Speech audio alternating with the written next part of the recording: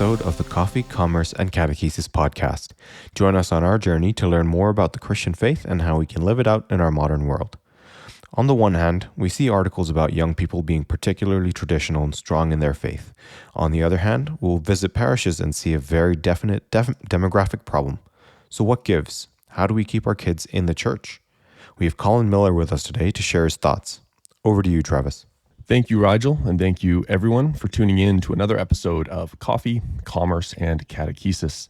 Today, we are talking about why it seems like kids just don't care about church. And we might be tackling this from a bit of an interesting angle, so I'm not sure people necessarily know what to expect if they've just gone off the episode title. But to tackle this topic about why kids just seem to not care about church, we are joined by Colin Miller, and we're going to, as always, start the episode with a passage or quote from someone much wiser than we are. Today, that passage comes from our guest, Colin Miller himself, who recently wrote an article for the Church Life Journal. And the article was titled, Thinking Christianly About Technology, or Why Your Grandkids Don't Care About Church. And in that article, Colin wrote as follows. Just as the church gives us disciplines around food, drink, and sex in order to preserve our freedom towards these very good gifts of God, so freedom around technology, also a good gift from God, today requires perhaps even greater discipline. Thinking Christianly about technology means seeing it as part of and not separate from the whole set of practices and disciplines that we take on as part of a life devoted to Christ and his church. We know that strip clubs, violent movies, junk food, drugs, and alcohol, and bad company have detrimental effects on our faith, and we go about limiting or excluding them altogether for ourselves and our children. We must do the same with technology.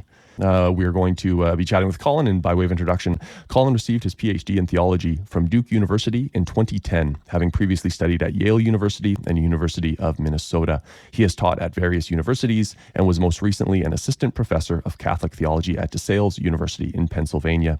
He stays active academically by occasionally publishing in journals such as Communio, New Polity, and Church Life Journal. He is a former Episcopal priest and converted to Catholicism in 2016. He is married and has 5 children, and he is the Director of Pastoral Care and Outreach at the Church of the Assumption and the Director of the Center for Catholic Social Thought in St. Paul, Minnesota. So, Colin, good morning, and thank you for joining us today. Good morning. Yeah, thanks for having me, Travis. Awesome. So maybe before we dive into the topic of the day, can you walk us a little bit through your own faith background? You were an Episcopal priest, and then you converted to Catholicism. So would love to just hear a little bit about your journey of the faith to taking you to where you are today. Yeah. I'm originally a Minnesotan. Ended up in North Carolina, going to pursue just academic theological studies, and became involved in the Catholic worker movement, and through contact with some homeless people and some good friends during divinity school, and got involved in the Episcopal Church, which was my tradition back then. Ended up getting ordained in the Episcopal Church. That wasn't my original plan, and then sort of found folks like John Henry Newman and St. Augustine, and as well as the major inspirations for the Catholic worker movement, Dorothy Day and Peter Marin. If you don't know them, were devout Catholics, and all of their sources were Catholic. So started reading them and living sort of a Catholic form of life in a hospitality house for a number of years. All those Catholic influences are a sure way of driving yourself into the Catholic Church. And so it took maybe 3 years as an Episcopal priest, and as one of my Episcopal priest friends said to me, man, we just got to do it. We were always talking about it, and so we just did it and never looked back. So I've been a Catholic now for 8 years, and loving every minute of it. That's awesome. I wish we had double the time because would love to dive more into your conversion story. Sure It enough. would be very different than mine, in that you were ordained and everything, but I found my way ultimately to the Catholic Church through the Anglican Church, which is the Anglican Church is in the United States, the Episcopal Church and stuff. That's So it. there's a lot of parallels there between us. But let's turn to the topic that we want to chat with you about today, which is largely around an article that you wrote earlier this year, which Yeah. really resonated with me. And on the podcast, we continue to come back to the theme of technology generally, and specifically the dangers inherent in it, potentially, with respect to living faithful Christian lives. And we've tackled this from many different angles. And I think actually your article, when I read it, it really struck me because it kind of brought together a bunch of different disparate thoughts that we have talked about and I've had on the topic of technology. So maybe before we dive into specific things, can you tell us a little bit, like maybe a summary of the article itself and the perspective that you had when you were writing it around technology and how it is impacting us and our children? Sure. Yeah. Thanks. Well, I'm glad the article resonated, and the main thesis of the article, the sort of structure of the argument is, look, for Catholics, habit formation or cultivating a particular disposition and way of life is close to the heart of what we're about. We are about trying to become holy, trying to become saints, trying to cultivate the virtues, live the life of Christ here and now, however it is that you want to put that. That is a whole life dedicated to formation. And so it dawned on me that there are other things in our world, of course, that form us, and that we take intentional relationships to, or that we make our relationships intentional surrounding. So that the quote that you began with, food, sex, alcohol, the company we keep, all of these are areas that the church has long known that we have to put some discipline around, right? Because these things form us and make us more or less, depending on how we deal with them, able to be Christ in our lives and in the world. So it slowly dawned on me, I think, that technology is the same way. Technology is one of those things that we have to get disciplined around because it shapes us. And so the real gist of the argument is that left to run its own course in our lives, technology, and by technology I mean anything from driving of cars to using surgical instruments to using chainsaws and lawnmowers to the ubiquitous things that people carry around with them in their pockets, and that these things shape our habits, and left to themselves, they actually shape our habits in ways that are often diametrically opposed to the habits that we try to cultivate when we think about cultivating habits of being Christians. So that's the basic thesis, and we can go more into it.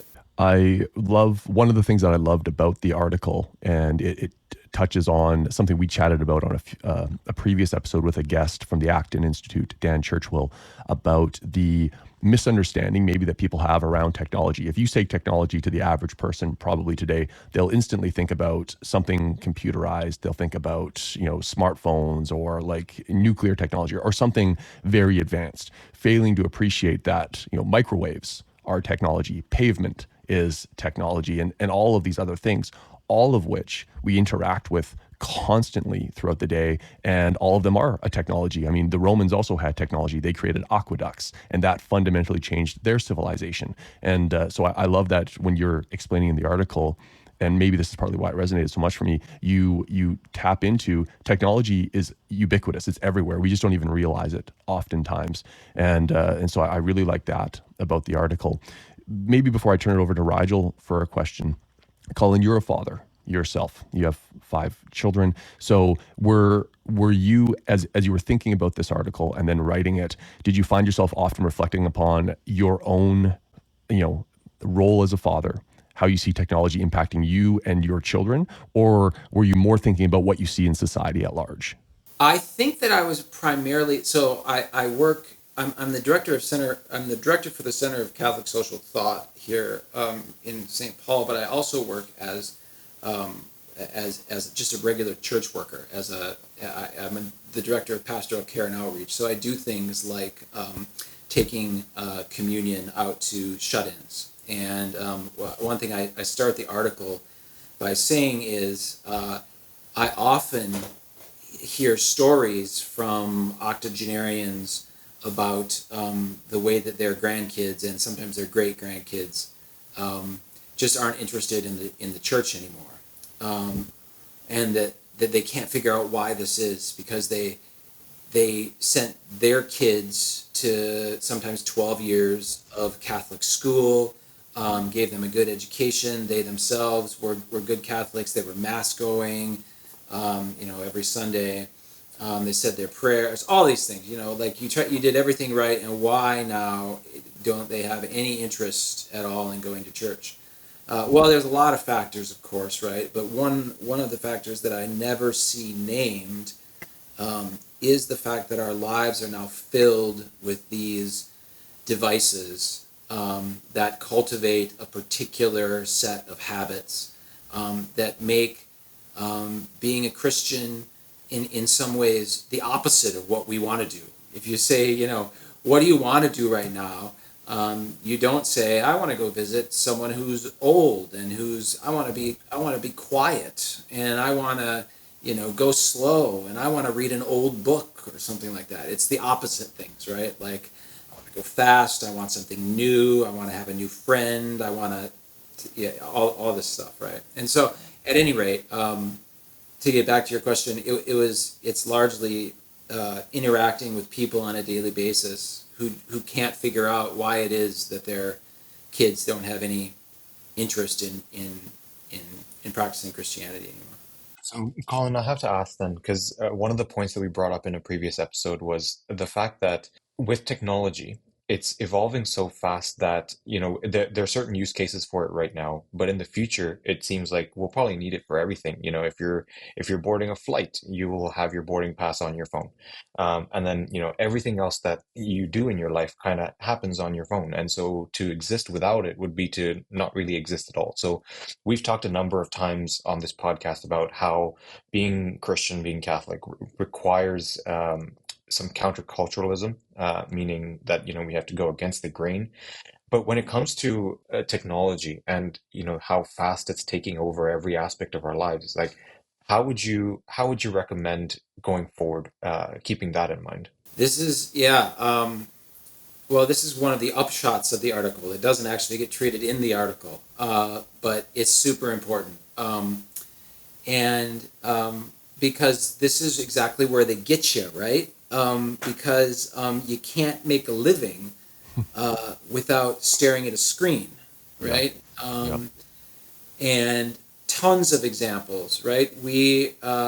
My family and I went back to North Carolina this past winter, and we couldn't. We were gonna. My wife somehow scored tickets for her and my oldest son to go to a Duke game while we were there, and we couldn't. They had no option for paper. We don't have smartphones.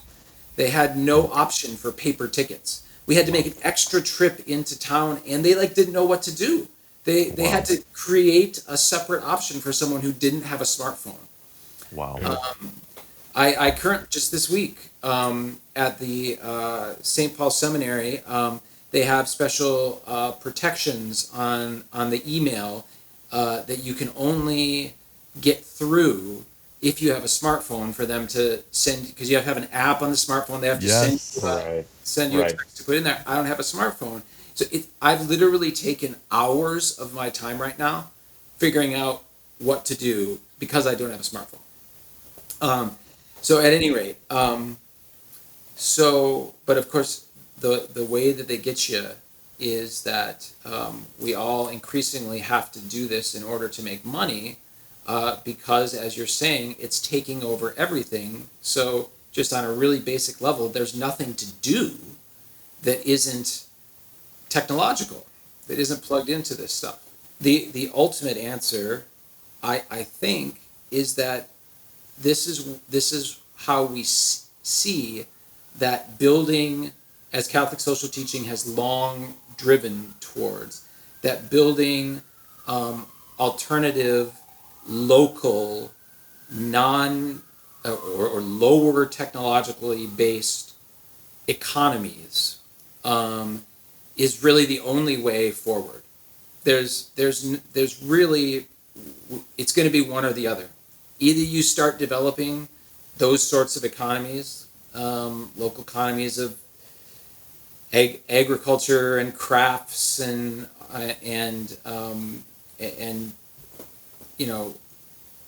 sharing each other's lives and sharing resources and all of this stuff, or we will just increasingly have to go on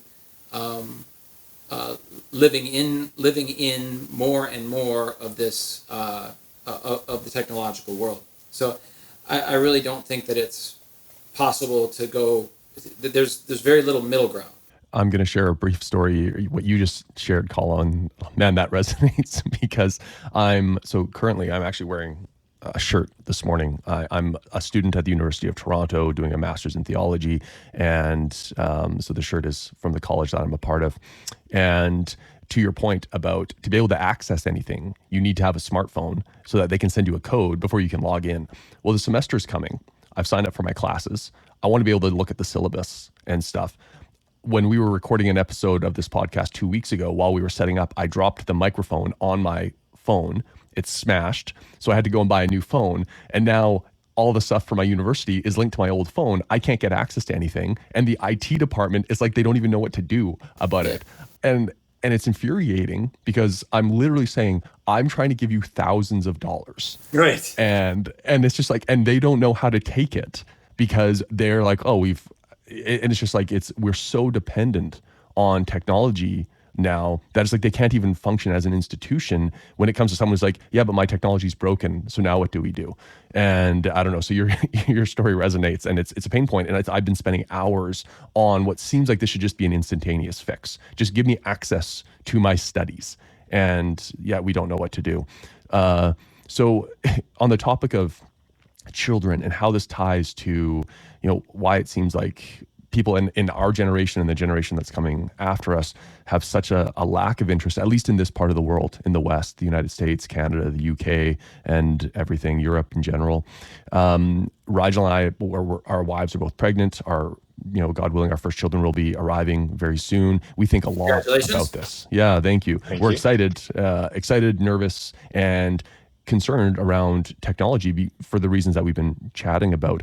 So, I know that you're in the article, you make it very clear. You're not saying technology is a bad thing, and you make that very clear. But discerning its use and its appropriate use is something that we need to take very seriously. What things have you done? You said you guys don't have smartphones, so that's one thing. What are some of the things that you and your wife have done surrounding the use of technology or not with your own children, seeing what's going on in our culture today? Just real practically, we've never had a TV. We have had the internet at our house, but we have an old Ethernet hookup cord. It's not Ethernet, but so we don't have Wi-Fi, in other words. So that makes it so that you have to be physically connected to a particular place, and it's more difficult to just sort of float around the house doing whatever it is that you're doing, or pop the laptop off and go sit it down on the couch and watch a video with watch football highlights with the kids or something like that. It's more difficult to do, and so you do it less. My wife is just this week working on seeing if we can't get rid of the internet at our house altogether, and then I'll just use it at work, and she'll use it on Wednesdays and Saturdays when she goes to the library. And we also try to realizing that there's a need to cultivate, and realizing that there's a need to cultivate a different kind of economy if we are going to have lives that significantly emerge from the technocracy that we're surrounded with. Um, we do things like we have a workbench in the basement for my boys to start learning how to do, because I don't know how to do any of that stuff. I grew up, playing basketball and Nintendo in the suburbs, and even though I'm low tech and sort of a luddite, I never learned how to do anything that I would.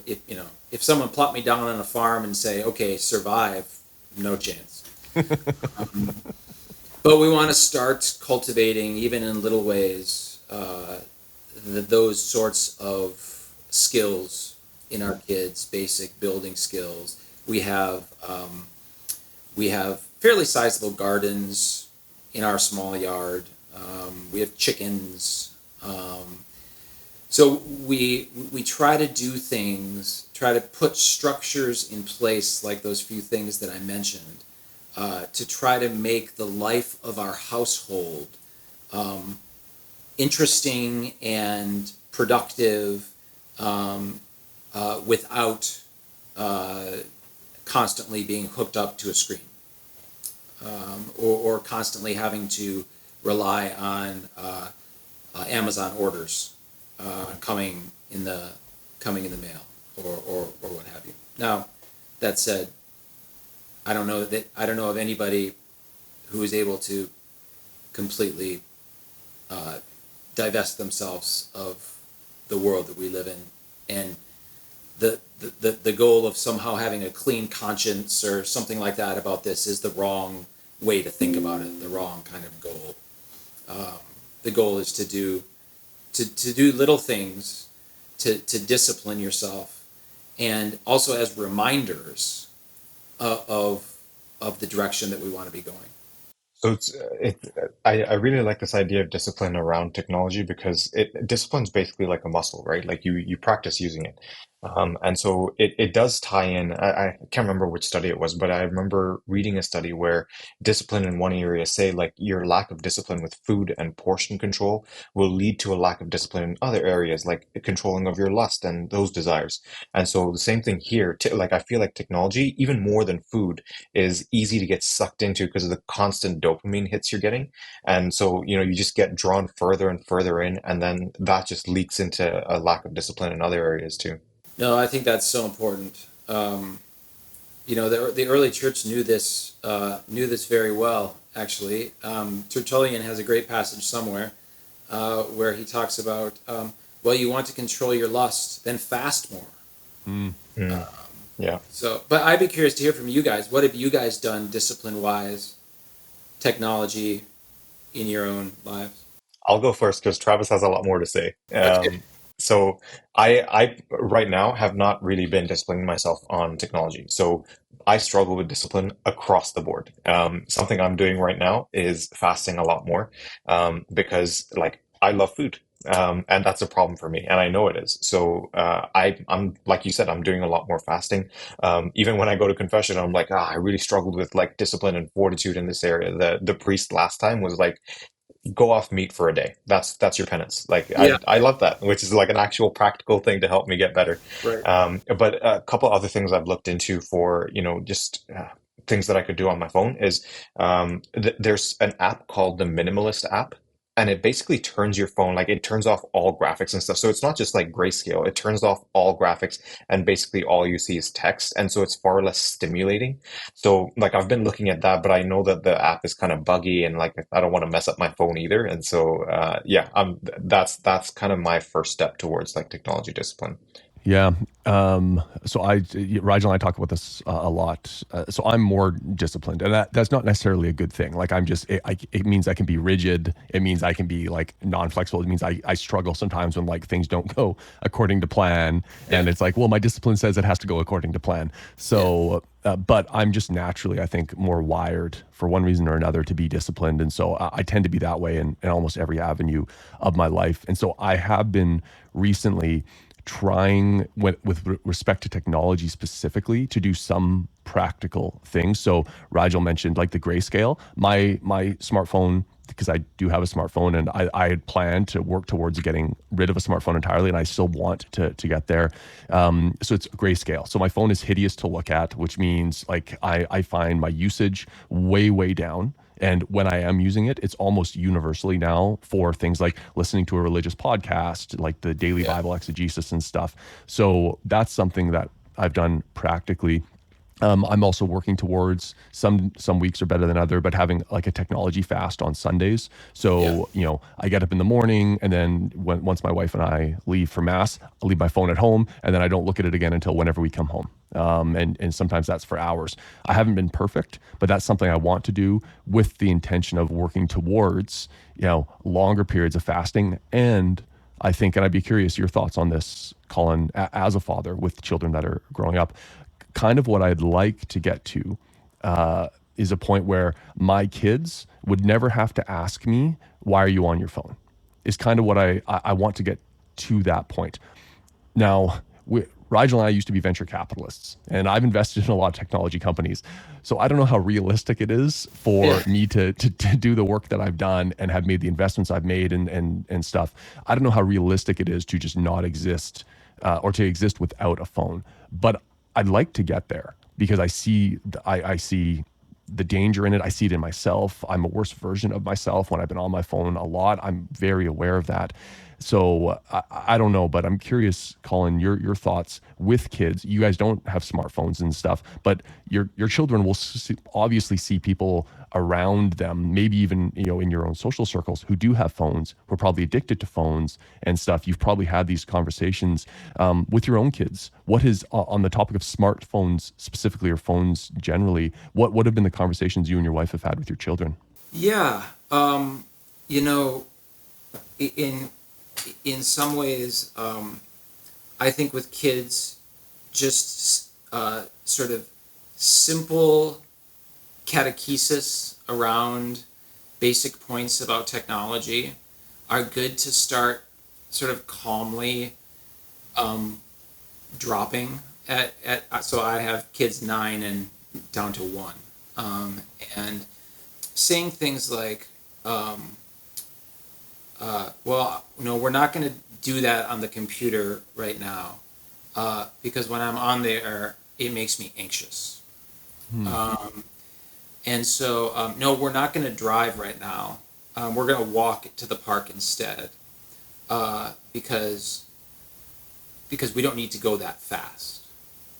Interesting. And so, and especially with the older ones, they can start to see the basic point that's at the back of that, which is that when we are constantly using things that we use because they're more efficient and make us go faster, it speeds up our lives, and then we can't go slow. It makes us try to go fast in everything, and it makes us angry when things don't go fast. Totally. So not just like surfing the web, but I find that when I'm writing something, if I'm using a word processor, just for a really basic thing, I am a different author when I'm using a word processor than when I sit down and make myself write something out longhand. First of all, I realized that I can't really write cursive very well anymore. But what I also realize is that writing on a word processor, I do it because I can type way faster than I can write by hand.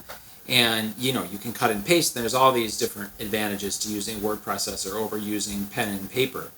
what that means, and I just had this experience maybe 2 weeks ago, is when I'm doing that and when I'm driving, and driving is we do because it makes us go faster. Um, I had a day when I was both driving around and on my word processor and on the computer all day. Um, and I got home and I noticed I was just so wound up and I could not get myself to slow down. Hmm. And my kids weren't cleaning up fast enough for me. And the house was a mess and that was bugging me. And I just like couldn't pull myself out of it. And I realized that it was because of all day long, I had been ramping myself up to go faster and I could never go fast enough. And that's the logic of technology. And so, to your question about kids, is I'll just say things like, uh, we're going to try not to use that because it makes you want to go fast all the time. Yeah. Hmm. And they'll be like, oh, yeah, it does make me want to go fast all the time. And they'll get that. Whereas, so you're kind of doing a counter propaganda, right? Yeah. Because what's the line that they're always going to hear in society? That the really, well, it's just such a great tool. It just makes the things so much easier. It just makes things so much faster. And they're going to hear that and just repeat it without thinking about any of the implications with it. So we want to do sort of a counter catechesis where even if they don't enter into the depths of all the implications of what that means, and probably I don't enter into those either, uh, you're making them think, and you're making them so that when they come across things like that, they'll stop. I'll share to that point a simple example, and then I'll turn it over to Rigel for a question. So we've been doing this podcast now for about 6 months. We've got a bunch of episodes online, and we've been and I'm torn on this, the idea of creating very short video snippets of stuff that we're talking about. And the point of that is to try to get people to engage with the actual conversations we're having, like this one. People ideally come, listen to the conversation, hopefully take some things away, and then live their lives having learned something hopefully valuable related to the Christian faith. But what we find actually, and this just happened recently, so we had an episode recently on divorce and the church's teachings on divorce, sensitive topic in our culture. So Yeah. we record this episode, excellent episode. It was with a therapist, psychotherapist, family Catholic family counselor. Really good conversation. We take a 25-second snippet of that conversation, share it on social media. One of the comments, and I don't even read the comments on social media, I refuse to do it, but I let myself do it, and I shouldn't have. So this is a lesson to me. I let myself do it in this instance. And this person goes on and just like says, all you're doing is talking about the problems. Give us the solutions. And so I responded and I said, well, why don't you watch the whole episode? Because we talk about some of the potential solutions. But it's funny because we, to your point, Colin, around technology just makes everything faster and it's never fast enough. There used to be a thing called like libraries where you would go and you couldn't rapidly find what you wanted. You had to go and wander around and find information. And now it's gotten to the point where we have videos, which are short forms of bigger conversations, and we don't even have time to listen to those conversations. We have to go through like the 13-second video. And if it doesn't give us the information right away, we're upset. And it didn't take us that long to get here. I mean, smartphones have only been around for 20, 25 years. Yeah. And so, that's disconcerting. I don't know how far this goes, but I don't see this trend stopping anytime soon, probably. And yeah, I don't know. I don't know, Rigel, if you have thoughts around that, but the feedback that we get now when we share our content online, I'm very aware of the immense downsides of technology that we ourselves are now dependent on to even do this podcast and share it with people, trying to take Christ into the world in some measure. And now we are ourselves dependent upon the technology that we see all the problems with. Yeah, I don't know that the trend is going to slow down. If anything, it'll probably get worse. I mean, we have technology like virtual reality, right? We've got the headsets and stuff. And so, right now we have these devices that we look at and we're super immersed in. But then once you put on a headset and you're basically in an alternate reality, like seeing whatever you want, that's even more immersive. Like there's a problem with the technology right now where there's like a fatigue associated with like wearing it for too long. But once they fix that problem, like it becomes very dangerous. So I think if anything, the trend will get worse. For me, Colin, like I still want to dig in a little bit into the effect that it's having on kids and their interest in the church. Like, what have you seen in your kids, like with the measures that you're taking? What's their approach to going to church? How do they act while they're at church? Even family prayer time and the time that you spend with your family spiritually. How has it affected them? Do you think? That's a good question. My kids are sort of strange in that I think compared with most kids, my kids have minimal access to technology. So about once a week, we'll pull up a sports highlight and watch that for 5 minutes or something like that. And that's all the screen time really or maybe in the winter, you go over to grandma's house and you watch a football game or something like that. They, of course, ride around in the car. They're like you said, the ubiquity of technology is everywhere. So you can't stop the kids from thinking that it's normal to have a fire going instantly and your food to be heated up in 3 minutes and things like that. But part of the point to have is to cultivate the habit of slowness, right? Because slowness is one of the things that we've got to have in order to be good disciples. And the more that we are running around, the more that my wife and I are, it's much easier for us to dip into technology here and there than it is for my kids to. So what we see it in is actually a chain effect. If my wife and I have a day when we're going and it's winding us all up, and I'm driving and having to come home in a traffic jam rather than riding the bus, and I'm on the internet all day, and I'm hurrying up to quick type a bunch of emails off and to send a bunch of texts and things like that, and I come home wound up, the intensity at home goes up. The kids get, I don't know, well, you guys don't have kids yet, but what we have discovered is that the tempo of mom and dad and the disposition of mom and dad in the household is the disposition of the children. And so that house, if we both come home wound up, turns into a pressure cooker. And the kids are yelling at each other and hitting each other. And then, you talk about going to church. Then you go to church, and it's just total chaos in the pew. Yeah. Right? There's not paying attention. There's jokes and sassiness during prayers. There, all that stuff. So it just bleeds into your spirituality, your time frame, your mindset rather. It's not just direct use of technology, but it's sort of the genealogy of technology that surrounds us, and none of us escape that, of course, and it's impossible to escape that.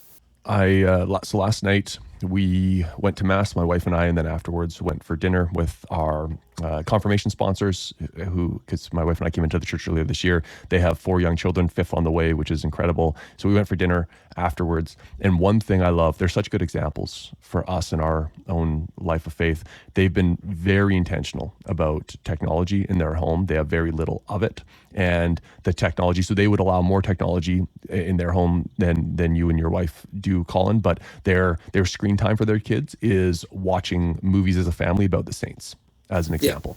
Yeah. Stuff like that, right? And so last night I was amazed again because the 7-year-old, when we go to a church event or something like that, she has just developed a love of reading, whereas most other people, sadly, and I'm so aware of it now because I see the contrast with her. She goes to the little church library, grabs a stack of books, and just crushes them. Like, she will go through 15 to 20 books in the course of an hour and a half. And so, like, last night at dinner, I can see now, like, the reading that her pattern of reading is like she's a sponge and she takes in so much information. It's amazing. So last night there's 4 adults having a conversation about one of the saints, and the 7-year-old is correcting us about the saint. Like it's incredible. It's amazing. And she has found all that information not through smartphones, not through computers. It's by reading books. And there's just something so incredible about that. And it makes me think very, very much about what I want my children to be exposed to and stuff. And so I'm so aware of, I don't want there to be too much technology. Now, I also appreciate that, to your point, Colin, there are some things that we cannot protect them from, no matter what. My wife and I intend to homeschool our children, and we will have more control in that way, I suppose, than others. But maybe looking to you for a little advice. Do you and your wife homeschool your children? And and what does that look like? And then related to that, what advice would you have for parents who are concerned about technology and yet don't necessarily have the option of homeschooling their children? What would your advice to them be? To your last point first, if you don't have an option for homeschooling your kids, there's a bunch of different options. I think I live in Minneapolis, St. Paul, and it's a big metropolitan area. But there are a number of schools, Catholic schools of various different kinds, that are sort of low tech schools that aren't pushing it every day, and that are not sort of, what do they call it, 1-to-1 laptop student schools. So go with something like with that. What else? I forgot the first part of your question now. What, you and your wife, are you homeschooling, and what does that look like? Oh yeah, we do, and we're pretty flexible about it. I would say we're way over there somewhere on the unschooling spectrum for things. So my wife is a genius, and she's better looking and smarter than I am, and has read all over the education sort of the philosophy of education world. And so what we want to do with homeschooling our kids is focus on building Christian habits and character, and making them disciples of Christ before we worry about getting anything into their heads. I mean, basic things we're going to make sure that they get. We're going to make sure that they can read. They can read. They do read. Basic math stuff. They're not going to grow up and not know how to count and stuff like that. But I did standard schooling curriculum, and I can't do basically anything mathematically without a calculator. So spending tons of time worrying, and I certainly don't know anything about history, even though supposedly I learned things about history and social science and all that stuff. So anyways, so we want to integrate our children as much as we can. And we live in a suburb of Minneapolis, so there's limits to how much we can do. But what we want to do, and this is the other side of the whole technology department, is, or the whole technology discussion, is we want to turn our household and our extended household and our small little Catholic worker community into as much of a productive household as we can. And we want to, as children learned up until 150 years ago, we want to bring them into as much of being a productive household as we can, so that learning those things is just sort of second nature to them. Now, of course, this is next to impossible because we have to first learn these things largely ourselves. Right. But teaching them, so homeschooling is as much about teaching them how to cook and how to take care of chickens and how to build small things and how to mend and how to sew and those how to do wash by hand and how to get stains out of things and how to garden is as much about that stuff as it is learning the stuff that I learned that is now gone. So and that's directly related to the technological stuff. That's just the backside of the same coin for us. Totally, totally. To hear you say that you have a PhD from one of the top universities in the world, Right. and so to hear you, say with your own children the stuff that a formal education, as is effectively understood in the Western world, primary school, secondary school, post-secondary, so university, for you to go all the way through graduate school, get a PhD, and then for you to look at education now of your own children and realize that, okay, what is seen to be normal, in fact, is completely normal now in our part of the world, maybe isn't a good. And I find myself thinking about that a lot. I mean, I know this sounds good because I just talked about earlier how I'm doing a graduate degree at the University of Toronto, which is Canada's biggest university. But notwithstanding that, I come from a very academic family. My brother just finished his PhD in Oxford. My sister has a PhD. My dad has 5 degrees, including a PhD. Like, education and higher education is just super normal. So much so that I never even thought about any other option. But now, in hearing what you just explained, now that we have a child on the way, my wife and I really think about, okay, what is the purpose of education at all? And what are our values going to be? And I think the measuring stick that I kind of am thinking about, and I'm curious what your thoughts on this, if I'm missing something, Colin. My thoughts are, what do I care most about? And I think my answer when it comes to being a father, I care most that my child or children, God willing, we have more than one, will reach adulthood and they are still followers of Jesus Christ. That, I think, matters so much more to me than which schools they went to or want to go to or what profession they have. Now, I don't want to be naive, and I know that people have to provide for themselves, they have to put food on the table, and I understand that. But that seems like a reasonable priority for me. What are your thoughts on that, given you're raising children right now and you're highly educated yourself? Yeah, well, I'm super thankful for my education, and I had some really good teachers who helped me to come to be able to have conversations like this. And so I think that there is a place for the kind of education that I've had. I don't think that you have to get it in a university. I think that much of none of the stuff that we've talked about today I learned in a university classroom. I learned some important theological things in a university classroom, but I mostly learned how to think theologically by really good mentors in a university classroom, and since then have been able to go on. And that's a good way of thinking about educating children too. The other thing that we want to integrate into their education is an ability to think critically and see the world. So we have a fair bit of breakfast table discussions. We were just doing it this morning about St. Augustine Amazing.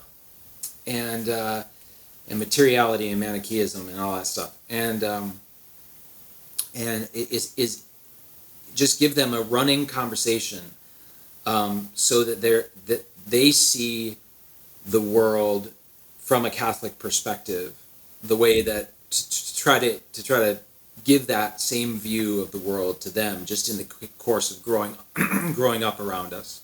And I really don't care where they go to school, or most of the time, if my goal, like you're saying, Travis, is to cultivate people that reach adulthood being disciples of Jesus Christ.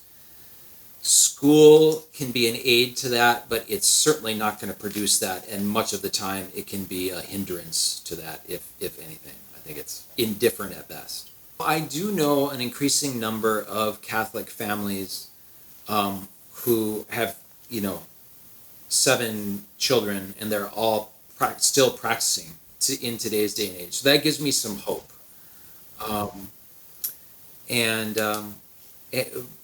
and so you do your best, and one of the things that you find out with children is in a deeply psychological age, the temptation is to think that it's all nurture, But after you have more than one, you realize, oh, I'm treating this kid exactly the same as I treated the last one, and they're completely different. So you can't just be faithful and take a deep breath. This is one thing that most grandparents have figured out by the time they get to be grandparents. You know, it's cliche that the grandparents are like, oh, whatever, we'll spoil the kids.